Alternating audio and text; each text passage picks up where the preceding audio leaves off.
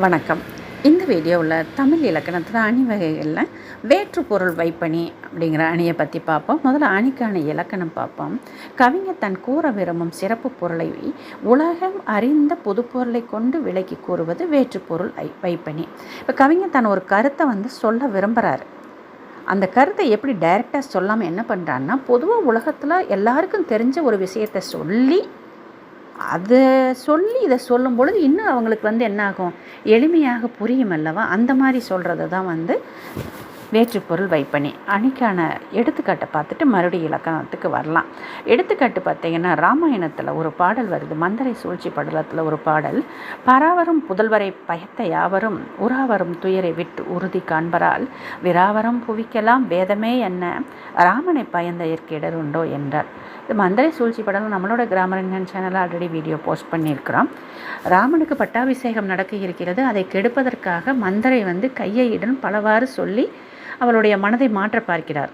அந்த இடத்துல வர நிறைய செய்யுள் பாடல் வரிகளில் இதுவும் ஒன்று. இது ஒரு பாடல்.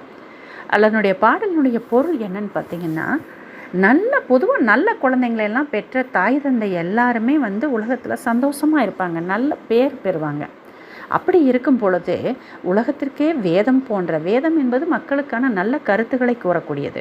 அப்படி வேதம் போன்ற ராமனை மகனாக பிறந்த எனக்கு ஏதாவது துன்பம் வருமா?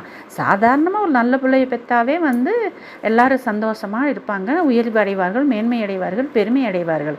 அப்படி இருக்கும்போது எனக்கு மட்டுமல்லாமல் உலகத்திற்கே நல்லது பயக்கக்கூடிய ராமனை எனக்கு பையனாக இருக்கானே. அப்போ ராமனை அவங்க கோசலை மகனாக நினைக்காம தன்னுடைய மகனாகவே நினைத்து அவ்வளவு அன்பு செலுத்தி வருகிறார்கள். அப்போ தன்னுடைய அப்படிப்பட்ட பையனை என் மகனாக பெற்ற எனக்கு என்ன துன்பம் வந்துட போகுதுங்கிறாங்க.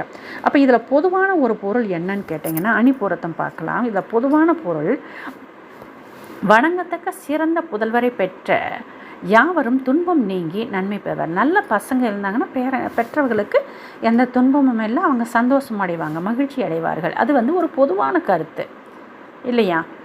அப்படி அந்த பொருளை வச்சு கவிஞர் என்ன சொல்ல வர்றாருன்னா, பாரெல்லாம் வேதம் என போற்றும் உலகமெல்லாம் இவன் வேதம் மாதிரி புனிதமானவன் அப்படின்னு சொல்லி போற்றக்கூடிய ராமனையே பிள்ளையாக பெற்ற எனக்கு துன்பம் வருமா அப்படிங்கிறது சிறப்பு பொருள். பொது பொருள் எல்லாம் நல்ல பசங்களை பெற்ற அம்மா அப்பாலாம் நல்லா இருப்பாங்கன்னு அவர் கூற வந்த சிறப்பு பொருள், ராமனை பிள்ளைய ராமன் போன்ற ஒரு மகன் அமைந்தால் இன்னும் துன்பம்ங்கிறது எது இருக்காதுங்கிறது சிறப்பு பொருள்.